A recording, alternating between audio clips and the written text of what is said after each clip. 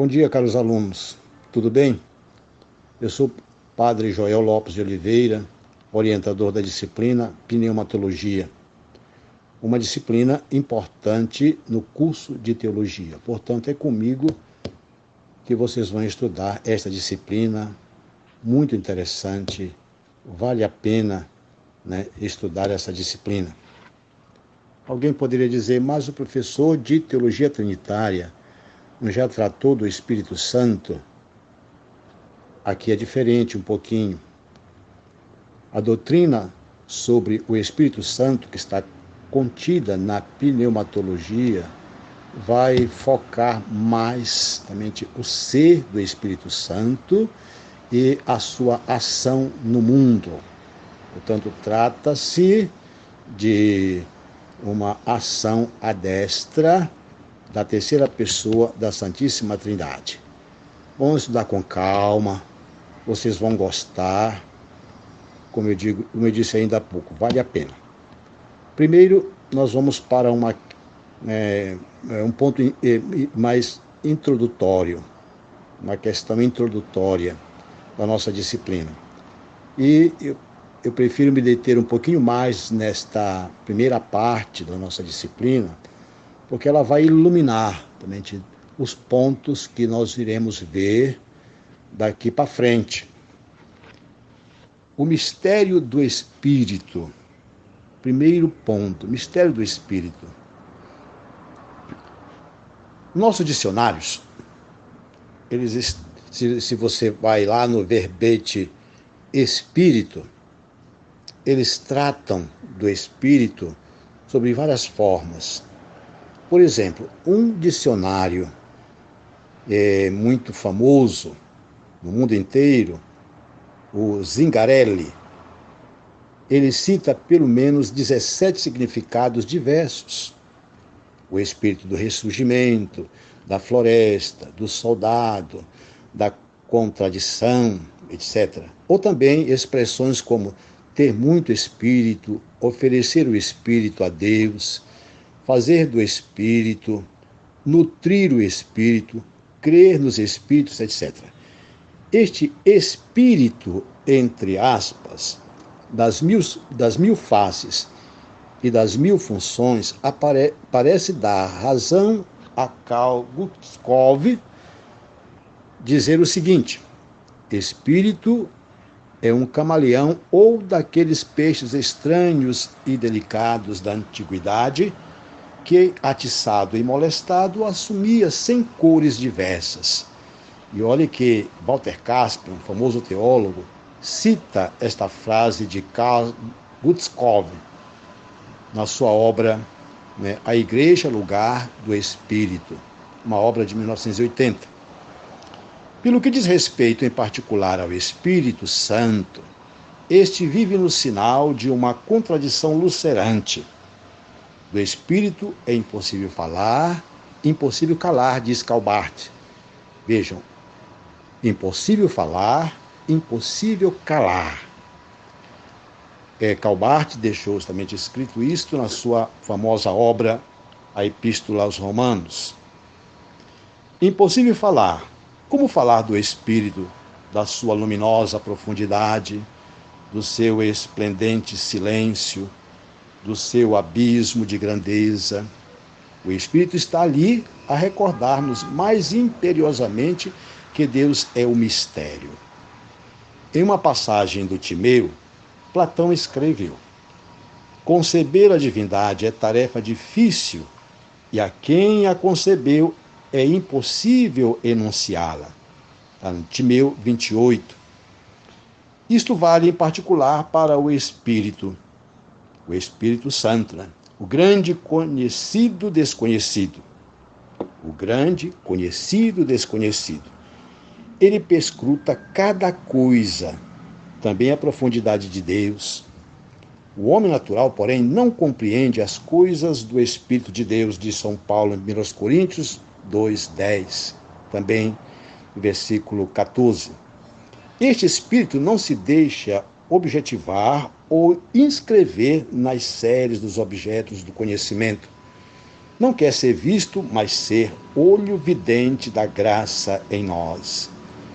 Ele é a luz que não se pode ver senão sob o objeto iluminado. E tal é o amor entre o Pai e o Filho mostrado em Jesus. É uma frase de von Balthasar, Espírito Criador, uma obra de 1972.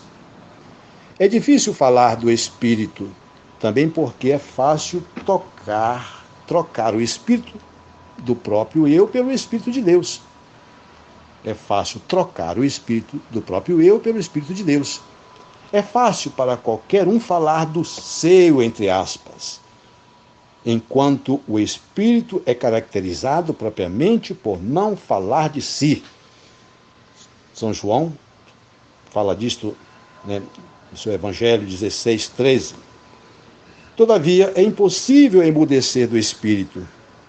Inacessível para a natureza, ele se deixa compreender em virtude de sua bondade, como diz Basílio de Cesareia, na sua obra do Espírito Santo. É inefável, mas não incognoscível. A própria Escritura fala dele abundantemente. Paulo indica várias manifestações do Espírito em 1 Coríntios 12:7. O mundo, por certo, o ignora, mas Jesus declara: vós o conhecereis, porque ele mora junto de vós e estará em vós. João 14:17. Para o homem natural, entre aspas, o Espírito é incompreensível, enquanto para o homem espiritual é a grande luz da revelação. Nós recebemos o Espírito de Deus para conhecer tudo o que Deus nos deu. 1 Coríntios 2:12. O Filho nos revela o Pai. O Espírito é a própria revelação. Agora, nós precisamos ver realmente a importância da pneumatologia para o estudo teológico. Então, nós vamos agora abordar as razões para uma pneumatologia como um tratado teológico. Razões para uma pneumatologia. Nós encontramos razões? Sim, e muitas razões. É, antes de tudo, a questão teológica, prestem bem atenção, a questão sobre Deus, a pedir uma estruturação de uma pneumatologia. Repito, é antes de tudo a questão teológica, a questão sobre Deus, a pedir uma estruturação de uma pneumatologia. A Alta Idade Média se abriu com o problema levantado por Agostinho sobre a vida beata, de vita beata, e por ele resolvido com a certeza de que a felicidade se encontra só em Deus. O homem medieval se fecha com o interrogativo angustiante de Lutero. Como fazer para encontrar um Deus de graça? Pergunta de Lutero. Como fazer para encontrar um Deus de graça? Hoje a atenção se desloca para a questão para questões radicais, não para cima, onde encontrar um Deus de graça. Não para cima, repito, onde encontrar um Deus de graça, mas simplesmente onde encontrar Deus. Onde encontrar Deus. E não sobre vida beata, mas mais radicalmente sobre a vida.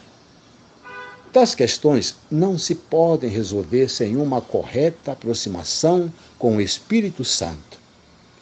No Espírito, com efeito, o Deus Trinitário mostra a sua extrema abertura ao mundo. No Espírito, a vida de Deus se torna a nossa vida. De outra parte, sem o Espírito, a Trindade se dissolve em um bipolarismo que constituiria a justificação teológica de todo paternalismo, mais ou menos mascarado. É interessante isto. Também a questão cristológica, a segunda questão. Se a primeira é a questão de Deus, a primeira razão, a segunda razão é a questão cristológica. E esta questão cristológica está comprometida com a pneumatologia.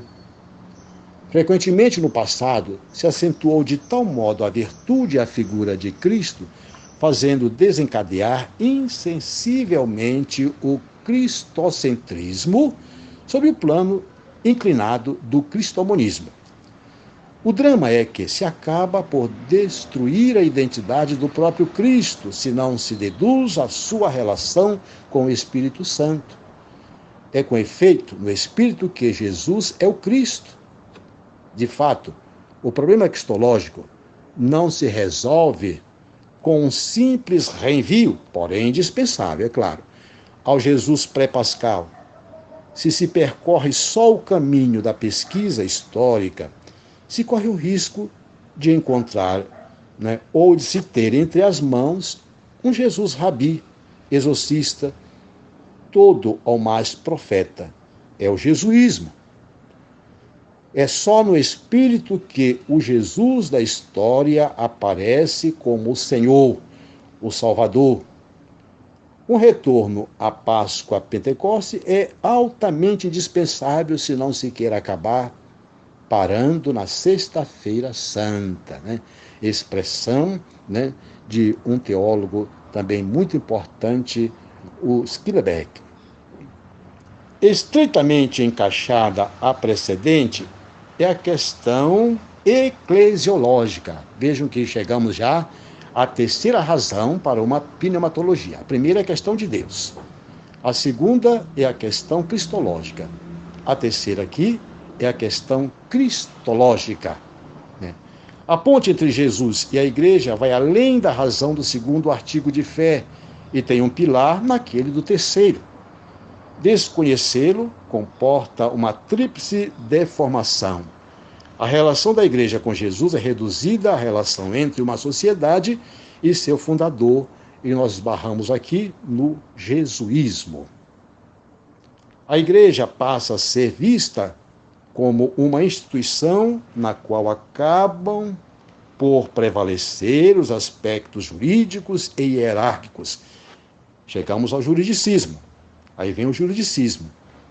O espírito fica reduzido à garantia e conservador fiel que mantém a forma instituída por Cristo na imobilidade.